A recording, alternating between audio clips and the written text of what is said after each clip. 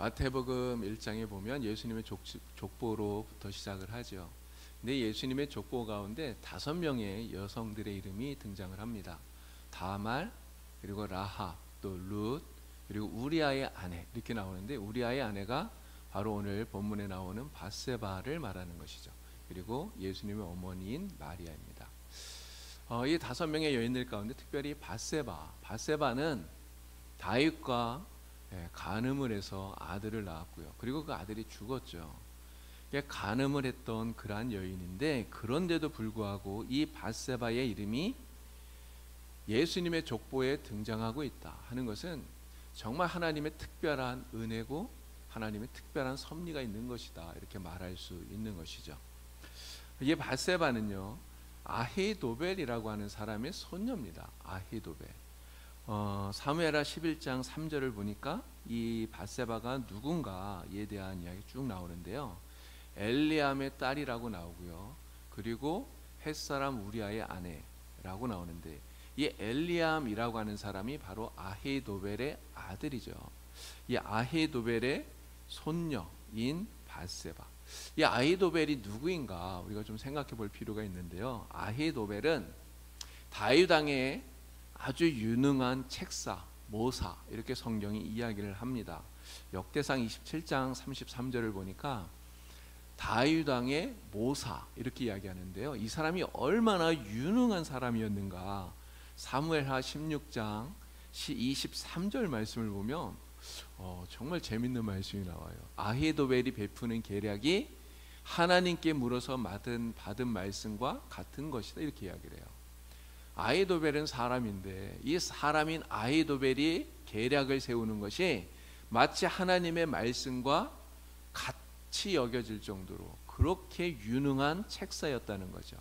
이런 그 삼국지에 보면은 유비에게 제갈공명이라고 하는 책사가 있지 않았습니까? 바로 그 제갈공명과 같은 역할을 했던 사람이 이 아히도벨이다, 이렇게 말할 수가 있겠죠. 자, 그런데 이 아히도벨의 손녀가 밧세바였다는 거예요. 이게 밧세바가 이 아히도벨의 손녀라고 하는 이 사실에서 혹시라도 이 밧세바의 이 사건 속에 그 배후에 아히도벨이라고 하는 이 사람의 계략이 있었던 건 아닐까, 이런 추측을 한번 해보게 되는 것이죠. 그런 다윗이 궁에 남아서 옥상을 거닐다가 밧세바가 목욕을 하는 이런 장면을 보게 되었어요. 여러분들이 그냥 이렇게 생각할 때 거의 대부분 여성들이 집에서 목욕을 한다면 그럼 어떻게 목욕을 합니까?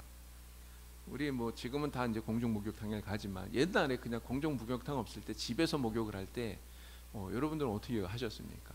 그러니까 남들이 보게 하진 않잖아요. 최대한 남들이 보지 못하도록 문을 다 닫고, 혹시라도 문이 열릴까봐 문도 다 걸을 거고요. 창문도 다 닫고 아무도 보지 못하게 그렇게 숨어서 목욕을 하지 않나요? 이게 거의 일반적일 것 같아요. 그런데 밧세바는 어떻게 합니까? 훤히 보이는 곳에서 목욕을 했다는 거죠. 다윗의 눈에 띌 만한 곳에서 목욕을 했어요. 근데 어떻게 생각을 해보면 이 밧세바가 오히려 다윗을 유혹하려고 이렇게 한 건 아닐까, 이러한 생각도 든다는 것이죠. 그래서 혹시라도 이 밧세바가 이렇게 목욕한 이것이 아히도벨의 계략은 아닐까, 이러한 생각을 해보게 된다고 하는 거예요. 여러분, 다윗이 우리아를 죽였습니다. 여러분, 우리아가 누굽니까? 다윗에게는요 정말 충성스러운 부하들이 많이 있었는데 그 중에 30인의 부하, 충성스러운 30명의 부하들 가운데 한 사람이 이 햇사람 우리아였어요. 이런 다윗이 자신의 신복들을 얼마나 사랑했는지 아십니까? 정말 자기 생명처럼 사랑하고 아끼는 사람이었어요. 그런 다윗이 자기의 그 신복인, 정말 자신을 위해서 생명을 아끼지 않는 그 신복인 우리아를 전쟁터에서 가장 치열하게 싸우는 그곳에 나가게 해서 거기서 죽게 만들었죠. 이런 이 계략을 정말 다윗이 생각해낸 걸까? 정말 평소에 다윗과는 전혀 다른 이러한 계략을 다윗이 만들어낸 걸까? 혹시라도 이 아히도벨이라는 사람이 낸 계략은 아닐까? 이러한 의심을 하게 된다는 거죠. 왜 그러냐면 이 아히도벨은 정말 무서운 야심가이기 때문에 그렇습니다. 그러나 아히도벨에게서 다윗이 누굽니까? 우선은 자기가 섬기는 왕이에요. 그렇잖아요. 다윗을 아히도벨이 섬기고 있잖아요. 그리고 또 한편으로는 밧세바가 다윗의 아내가 되었으니까 사실 한편으로는 손자 사위죠. 손자 사위. 그죠? 그렇게 되는 거죠.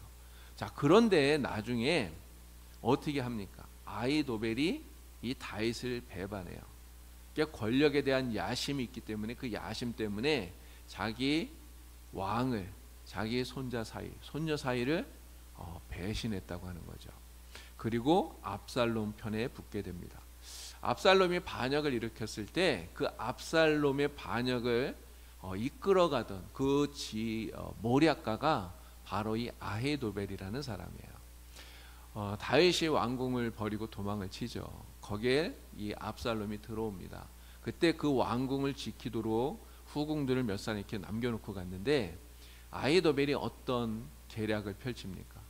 다윗이 남겨놓았던 그 후궁들을 대낮에 지붕 위에서 아들인 압살롬이 범하게 이렇게 만들었어요. 이러한 계략을 만들어낸 사람이 바로 이 아히도벨이라는 거죠. 또 아히도벨이 어떤 계략을 내냐면 이런 이야기를 합니다.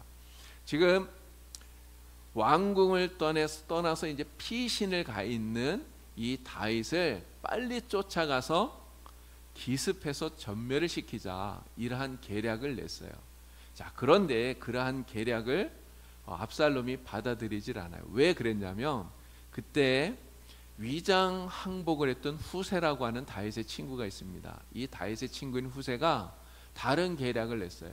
아니, 다윗은 정말 훌륭한 그런 군인인데 이렇게 계략을 세울 거라는 걸 이미 다 알고 있을 거다. 그러니 지금 쫓아가지 말고 이스라엘 전군을 다 모아서 기습 공격을 하자. 그렇게 총 공세를 펼치자, 이러한 책략을 냅니다. 그래서 이 후세의 책략을 압살롬이 받아들이게 되죠. 이 아히도벨은 자기 책략이 받아들여지지 않고 무산되니까 고향에 돌아가서 자살로 생을 마감하게 됩니다. 이 아히도벨이라고 하는 이 사람, 정말 어떻게 보면 참 이해가 되지 않아요. 자기의 계략이 받아들여지지 않았다고 해서 그냥 떠나버려서 자살을 했다. 이게 참 이해는 되지 않는데 그럴 정도로 정말 무서운 사람이라고 하는 거죠. 권력을 위해서 왕을 배신하고 자신의 사람을 배신하는 이러한 사람이었다고 하는 겁니다. 바로 이러한 아히도벨의 손녀가 밧세바였다고 하는 거예요. 그래서 이 밧세바 사건의 배후에 이 아히도벨의 계략이 있었던 것이 아닐까, 이러한 추측을 해보는데 사실 성경에서는 그렇게 이야기는 하진 않습니다. 뭐 아히도벨하고 밧세바하고 이렇게 연결시켜서 말하진 않기 때문에 사실 그런지 아닌지는 잘 모르겠어요. 그러나 밧세바가 이 아히도벨의 손녀라고 하는 사실 속에서 이러한 의심을 하는 사람들이 있다 하는 것을 여러분들이 그냥 이렇게 참고로 아시면 될 것 같습니다. 자, 밧세바 그러면 가장 먼저 생각나는 사건이 뭡니까? 바로 다윗과의 간음 사건이에요. 암몬하고 전쟁이 한창일 때 다윗은 전쟁터에 나가질 않았어요. 전쟁터에 나가지 않고 예루살렘 성에 그대로 남아 있습니다.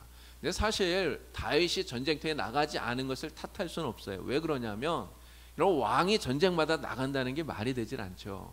그리고 전쟁터에 실제로 나가게 되면 위험하잖아요. 왕이 죽을 수도 있어요. 여러분, 왕이 죽으면 나라가 흔들리지 않습니까?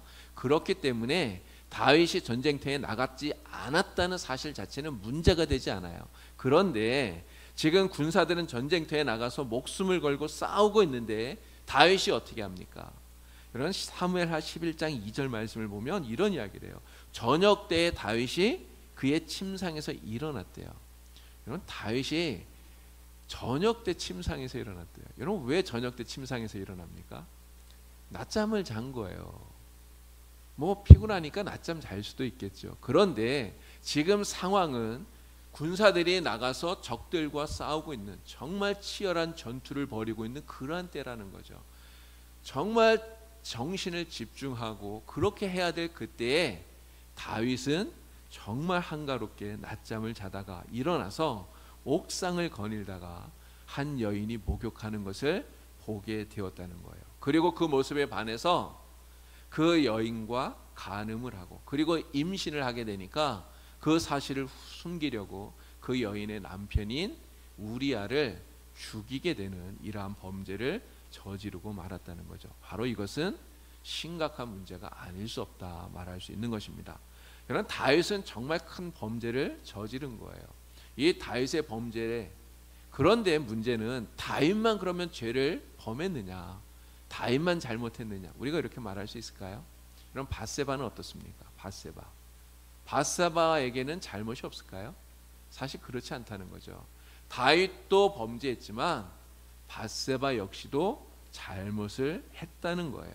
자, 그러면 밧세바의 잘못이 무엇일까 하는 거죠.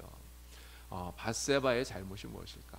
제가 이렇게 쭉 생각해 보니까 한 3가지 정도 밧세바의 잘못을 말할 수 있을 것 같습니다. 첫 번째는 남편이 있는 여인으로서 스스로 조심하지 않았다는 거죠.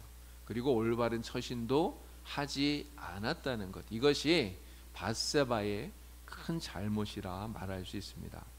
자, 아까 말씀드렸던 사무엘하 11장 2절 말씀, 저녁 때 다윗이 그의 침상에서 일어나 왕궁 옥상에서 거닐다가 그곳에서 보니 한 여인이 목욕을 하는데 심히 아름다워 보이는지라 이야기합니다. 밧세바가 목욕했다는 자체가 뭐 잘못이겠어요. 그런데 여러분, 지금 이 밧세바의 남편인 우리아가 무엇을 하고 있느냐를 우리가 생각해야 됩니다. 여러분, 밧세바의 남편인 우리아는 말씀드린 대로 다윗의 충직한 군인이에요. 지금 암몬과의 전쟁터에 나가서 치열한 전쟁을 하고 있는 중이에요. 언제 죽을지 모르는 그런 상황입니다. 이런 남편을 이러한 치열한 전쟁터에 보낸 아내, 이런 그 아내는 집에서는 뭘 하고 있으면 좋을까요?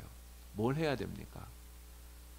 우선은 남편이 이 전쟁 중에서 안전하게 지켜달라고 하나님께 기도해야 되지 않나요?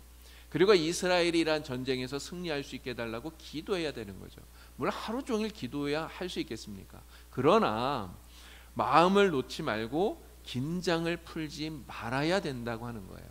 그런데 지금 목욕하고 있는 이 밧세바의 모습을 보면 그런 긴장감이 전혀 느껴지질 않는다는 거죠.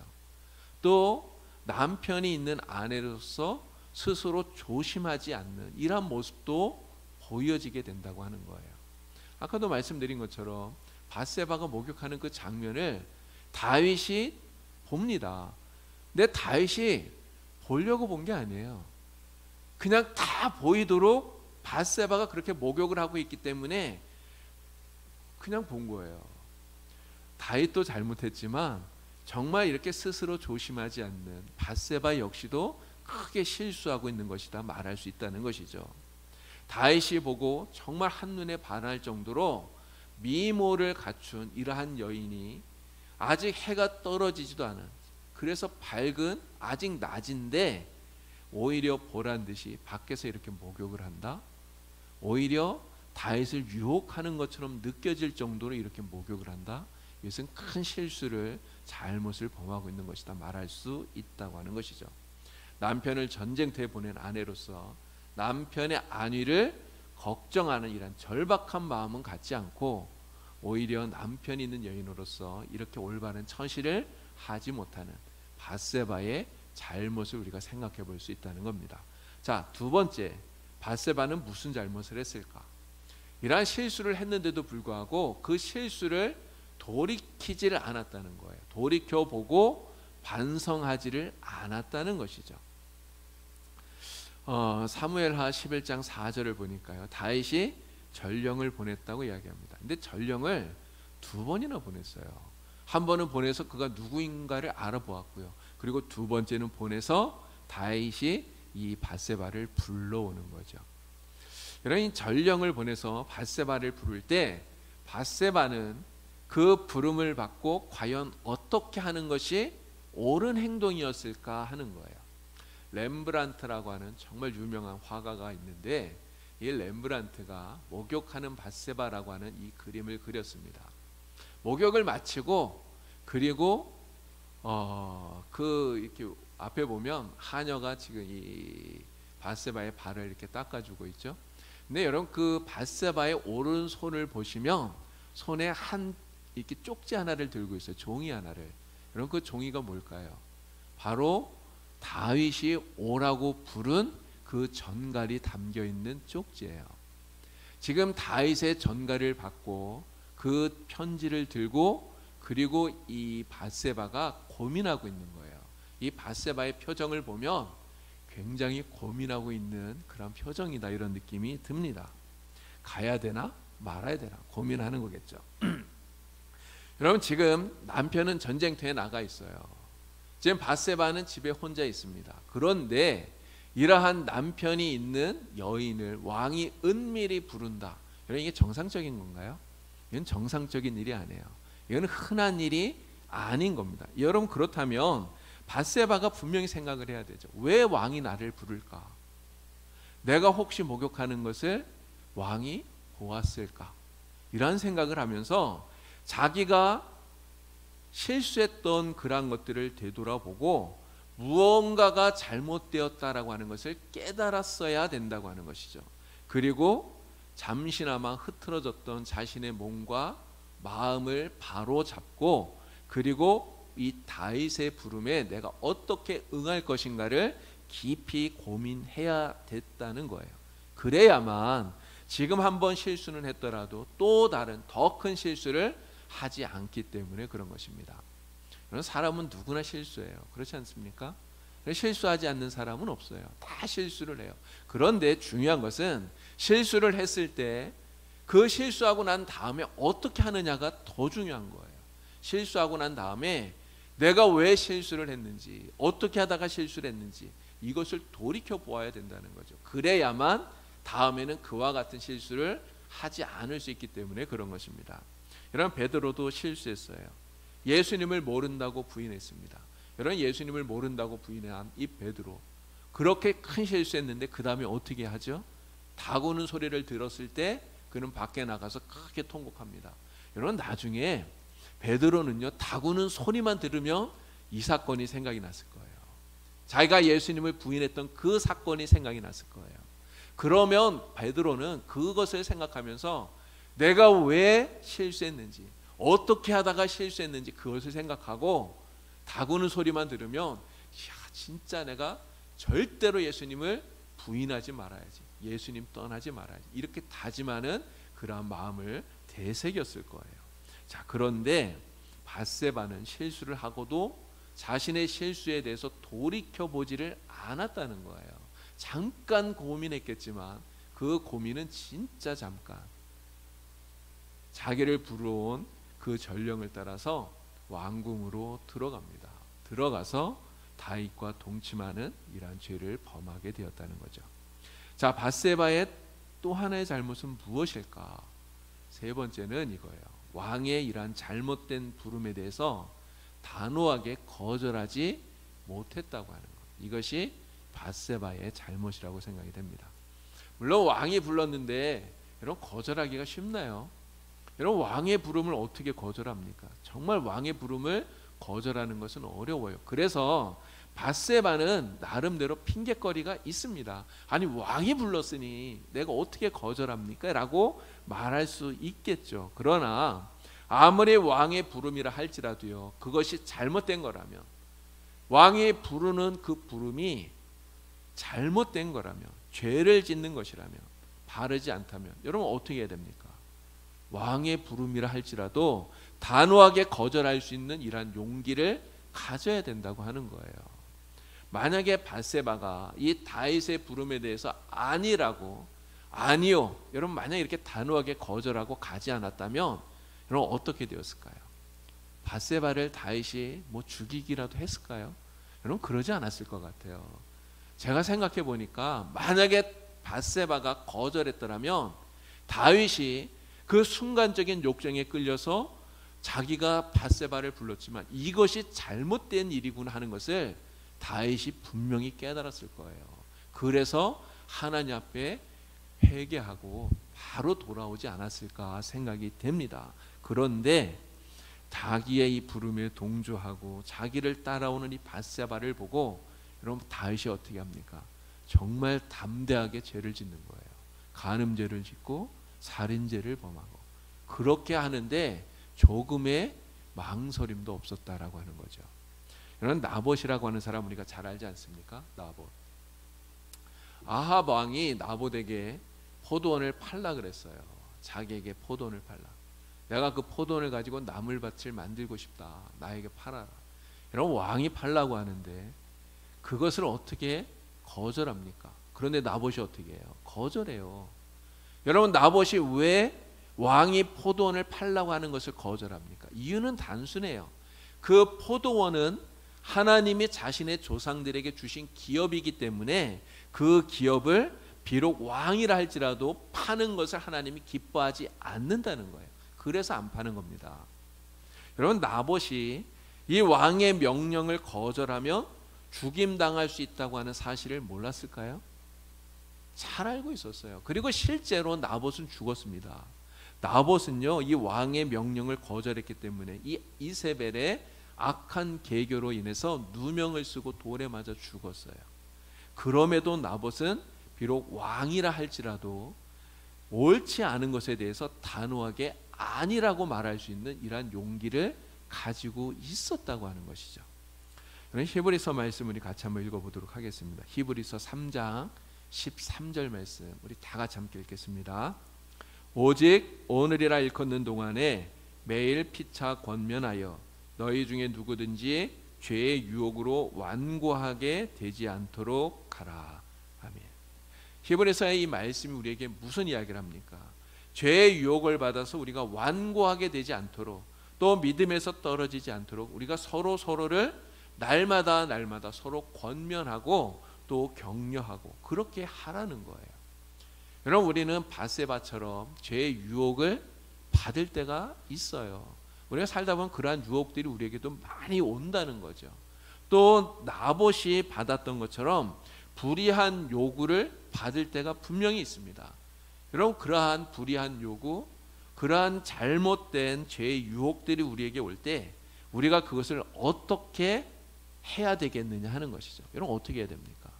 그러한 불의한 요구에 대해서 또 불의한 유혹에 대해서 죄의 유혹에 대해서 만약에 내가 그것을 거절했을 때 나에게 불이익이 생길까 봐 이것이 두려워서 우리가 그것에 동조하게 되면 하나님이 기뻐하실까요?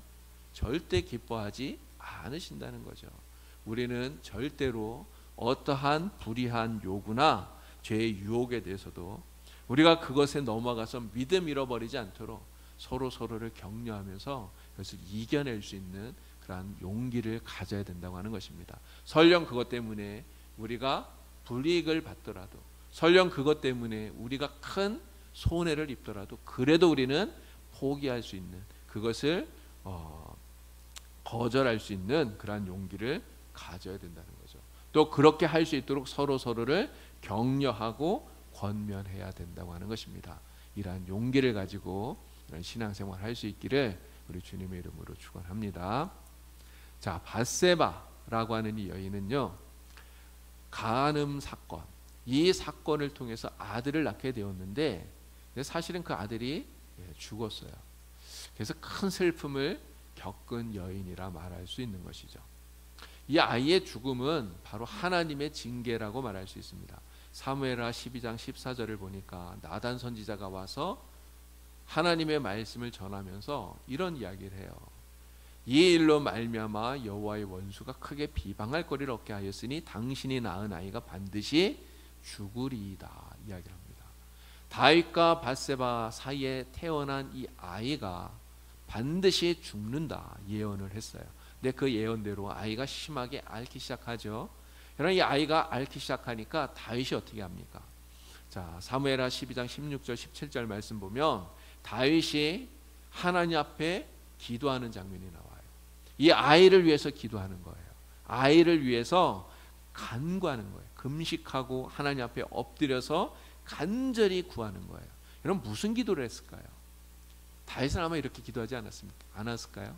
하나님, 죄는 내가 범했는데 왜 이 아이를 데려가십니까?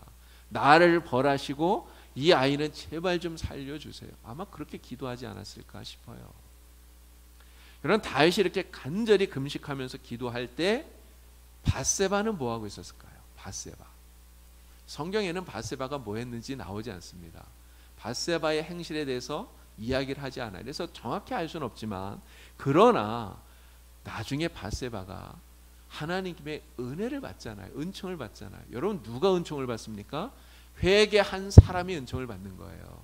결국 밧세바 역시 다윗과 똑같이 자신이 낳은 그 아이가 죽어가는 그 모습을 보면서 하나님 앞에 눈물 흘리고 울고 통곡하면서 회개했으리라 우리가 충분히 짐작해 볼 수 있는 거죠. 다윗은 하나님 앞에 나가서 엎드려서 금식하면서 기도했다 그러잖아요. 그럼 밧세바는 어디에 있었을까요? 죽어가는 그 아이와 함께 있지 않았을까요? 죽어가는 그 아이를 품에 안고, 그리고 그 아이를 위해서 정말 눈물 흘리면서 통곡하면서 자신이 지은 그 죄가 얼마나 끔찍한 것인가를 절절히 느끼고 있었을 거라고 하는 것이죠.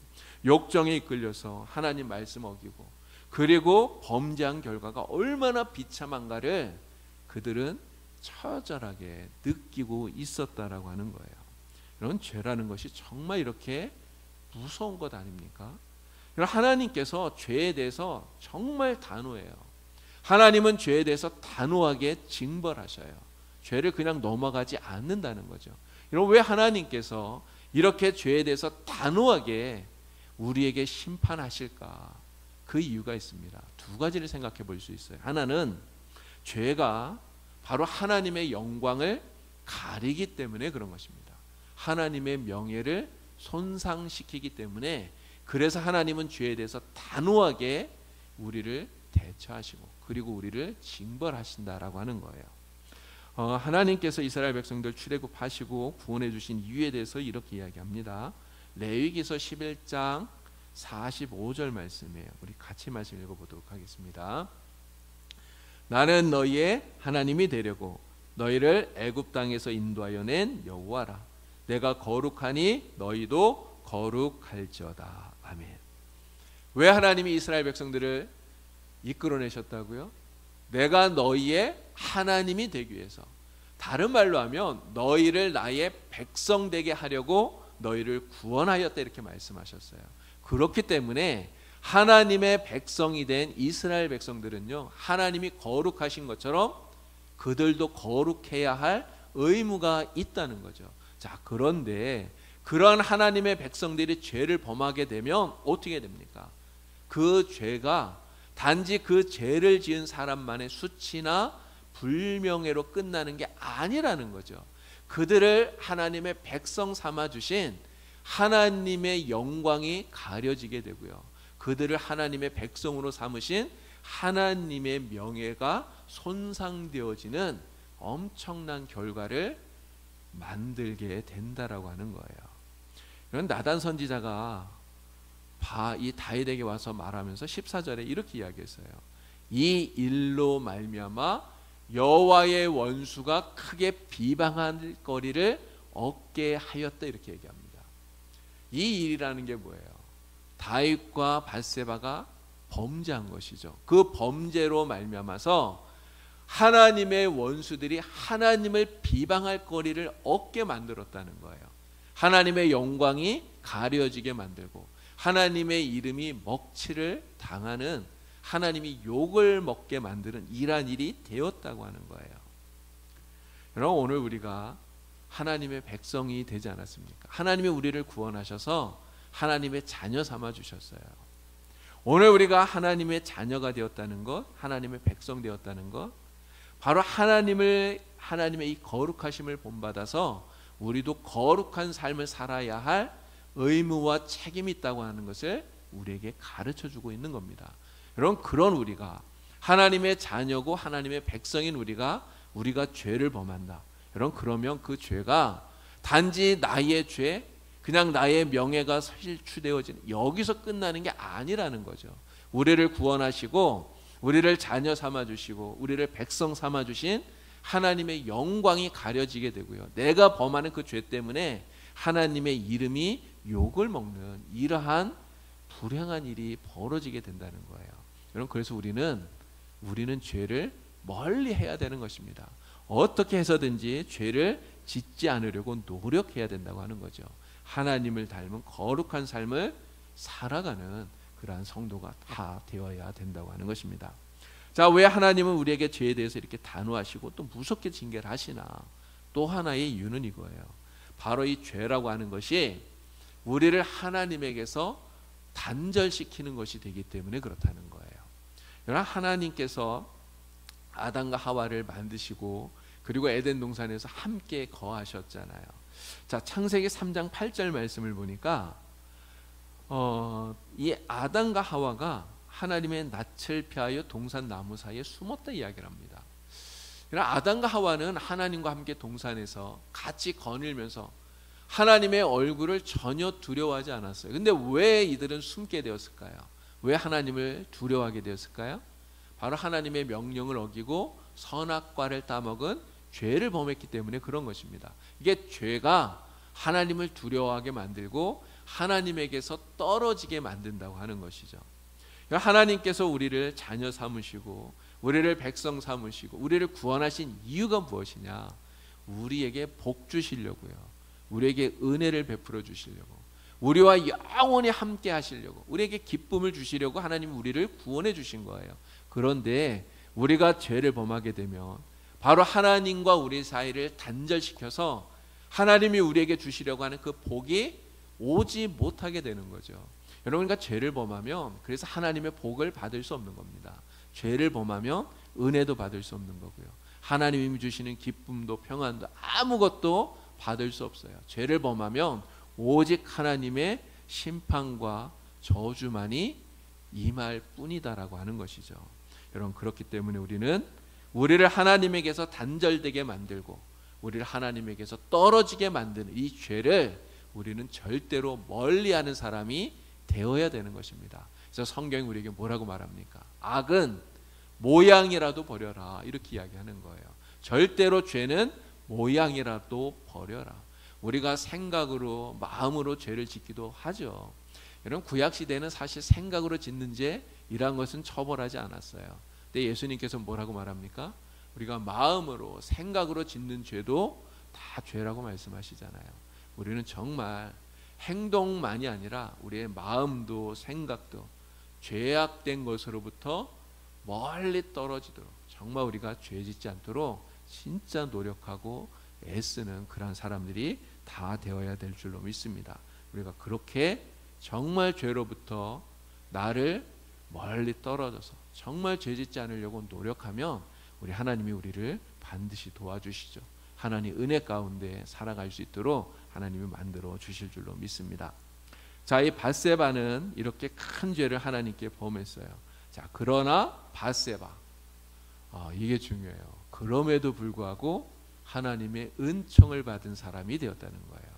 아까 처음에 말씀드린 대로 그 은총이 어디까지 갑니까? 예수님의 족보에 그 이름이 나오는 데까지 가게 된 거예요. 이런 밧세바, 다윗과 밧세바, 이들은 범죄를 했는데요. 나단 선지자를 통해서 그 죄를 지적받았을 때 어떻게 했느냐가 중요해요. 그러나 아담과 하와, 하나님 앞에 죄를 범했는데 하나님께서 야, 너 왜 그랬니? 물었을 때 아담이 뭐라 그럽니까? 핑계하죠. 하나님 만들어주신 저 여자 때문에 제가 선악과 따먹었어, 이렇게 얘기하잖아요. 그러나 하와는 뭐라고 말합니까? 뱀이 나를 꼬셔서 그랬어요, 이렇게 얘기하죠. 자기가 잘못했다는 말을 한마디도 하지 않아요.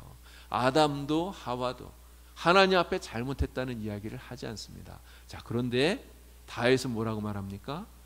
나단 선지자가 와서 죄를 지적하니까 사무엘하 12장 13절 이야기해요. 내가 여호와께 죄를 범하였나이다. 내가 범죄하였나이다, 이야기를 해요. 여러분, 다윗만 그렇게 말했을까요? 다윗은 밧세바에게 책임을 전가하지 않아요. 밧세바 탓하지 않는다는 거죠. 근데 밧세바도 똑같이 다윗을 탓하지 않았을 거예요. 아까 제가 그 얘기했잖아요. 다윗은 자기가 이렇게 죄를 범했다고 말하지만 밧세바는 왕이 나를 불러서 어쩔 수 없었다 이렇게 충분히 변명할 수 있어요. 그러나 밧세바도 그렇게 변명하지 않았을 거라고 생각이 됩니다. 밧세바 역시 다윗이 하나님 앞에 내가 범죄하였나이다 고백하는 것처럼 내가 죄인입니다. 내가 죄를 범하였나이다. 그렇게 고백을 했을 거라는 거죠. 바로 자신의 죄를 뉘우치고 회개하는 모습. 아들이 죽어가는 그 모습을 보면서 일주일 만에 애가 죽었어요. 그 일주일 동안 다윗은 하나님 앞에 엎드려서 정말 하나님 앞에 금식하면서 눈물 흘리면서 그렇게 회개하고 기도하죠.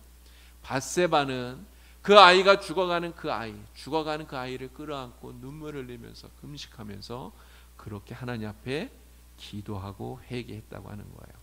이렇게 금식하고 회개한 이 금식과 회개가 바로 하나님과의 깨어졌던 그 관계를 다시 회복시켜 주었다고 하는 것입니다. 하나님께서 그들을 용서해 주셨잖아요. 다윗을 용서하시고 밧세바를 용서해 주시고 그리고 그들에게 회복의 은혜를 입혀 주신 거예요. 이런 다윗과 밧세바는 이 죄 범죄한 이 사건을 통해서 무엇을 느꼈겠습니까? 정말 이 범죄로 인해서 고통과 절망을 깊이 체험하면서 이 죄라는 것이 얼마나 무서운가를 그들은 진짜 처절하게 깨달았을 거예요. 하나님이 죄를 얼마나 미워하시는가를 깊이 깨달았다고 하는 거죠. 그러면서 또 하나 깨달은 게 이거예요. 바로 철저히 하나님 앞에 회개하면 하나님이 이전과 똑같은 은혜를 주신다. 하나님이 이전처럼 똑같이 대해 주신다라고 하는 것을 그들은 깨달았다고 하는 거죠. 하나님께서 변함없는 사랑을 주시고 새로운 은혜를 주신다. 이것을 깨달은 거예요. 이런 그 은혜를 깨달은 것이 무엇으로 나타납니까? 바로 밧세바와 다윗 사이에 새로운 아들을 주시는 것으로 나타나는 거예요. 사무엘하 12장 24절 25절 말씀, 우리 말씀 같이 한번 읽어보도록 하겠습니다. 다윗이 그의 아내 밧세바를 위로하고 그에게 들어가 그와 동침하였더니 그가 아들을 낳음에 그의 이름을 솔로몬이라 하니라. 여호와께서 그를 사랑하사 선지자 나단을 보내 그의 이름을 여디디아라 하시니 이는 여호와께서 사랑하셨기 때문이더라. 아멘. 그들의 관계는 사실 아름답지 못했어요, 처음에는. 그런데 하나님께서 이렇게 철저히 회개한 이들을 사랑하시고 그들에게 은혜를 베풀어 주셨다는 거죠. 그래서 새로운 아들이 태어나게 하셨어요. 그 아들의 이름이 솔로몬이에요. 그런데 솔로몬이라고 하는 그 아들을 낳았더니 하나님께서 나단 선지자를 보내셔서 그 아이 솔로몬의 이름을 새로운 이름을 하나 더 주셨어요. 그 이름이 무엇입니까? 여디디아라는 이름이에요. 여디디아. 여디디아라고 하는 이름의 뜻이 무엇입니까? 하나님의 사랑을 받는 자라는 뜻이에요. 하나님의 사랑을 받는 자. 여러분, 이 솔로몬이 어떻게 하나님의 사랑을 받는 자가 되었을까요? 여러분, 하나님께서 이 솔로몬만 사랑하신다는 그런 의미일까요? 아니에요. 바로 하나님 앞에 참된 회개를 통해서 돌아와 하나님과 관계를 회복한, 하나님께 온전히 회개하고 돌아온 이 솔로몬과 밧세바를 보시면서 내가 너희를 사랑한다. 너희는 나의 여디디아다. 하나님 이렇게 부르신다라고 하는 거죠. 여러분, 오늘 우리는 이 밧세바를 보면서 정말 하나님 앞에 우리도 연약해서 죄를 범할 때가 있지만 죄를 범하면 즉시 회개하고 빨리 하나님께 돌아가서 이러한 관계를 빨리 회복해야 되겠구나 하는 것을 다시 한 번 더 깨닫게 되는 겁니다. 우리가 하나님 말씀대로 살고 정말 하나님 은혜 가운데 살고 하나님과 떨어지지 않으면 하나님이 우리를 바로 이 여디디아로 여겨주신다는 거예요. 솔로몬을 또 다윗을 밧세바를 하나님 사랑하시고 야 너는 나의 사랑하는 여디디아다 이렇게 말씀하시는 것처럼 오늘 우리를 보시고 너는 나의 사랑하는 여디디아다 하나님 이렇게 말씀하신다는 거죠. 저와 여러분들이 정말 이 여디디아로 이렇게 다 살아갈 수 있게 되기를 우리 주님의 이름으로 간절히 축원합니다. 어떠한 죄라도 정말 모양이라도 우리가 버리고 하나님 기뻐하는 모습으로 사셔서 하나님이 정말 사랑하시는 여디디아로 날마다 살아가는 여러분 다 되시길 우리 주님의 이름으로 간절히 축원합니다. 네, 기도하겠습니다. 하나님 아버지, 다윗과 밧세바의 모습을 통해 오늘 우리의 연약함을 다시 한번 돌이켜보게 됩니다. 오늘 우리도 이 세상을 살아가는 동안 너무나 연약하기에 죄의 유혹을 받기도 하고 또 불의한 요구를 당하기도 합니다. 그래서 우리가 그러한 것들 앞에서 너무나 연약하게 넘어지기도 합니다. 그래서 죄를 범하기도 합니다. 하나님, 우리의 연약함을 긍휼히 여겨주시고 하나님, 우리를 불쌍히 여겨 주시옵소서. 성령께서 우리를 지켜주셔서 정말 그러한 연약함을 우리가 이겨나갈 수 있도록, 그래서 죄의 유혹을 이겨내게 하시고 불의한 요구도 다 이겨낼 수 있게 하여 주시고, 죄는 모양이라도 버리고 정말 하나님이 기뻐하는 여디디아로 살아갈 수 있도록, 하나님의 사랑받는 주의 백성들이 될 수 있도록 주님 인도하여 주시옵소서. 성령께서 은혜 베풀어 주셔서 도우시기를 간절히 원하오며 예수님의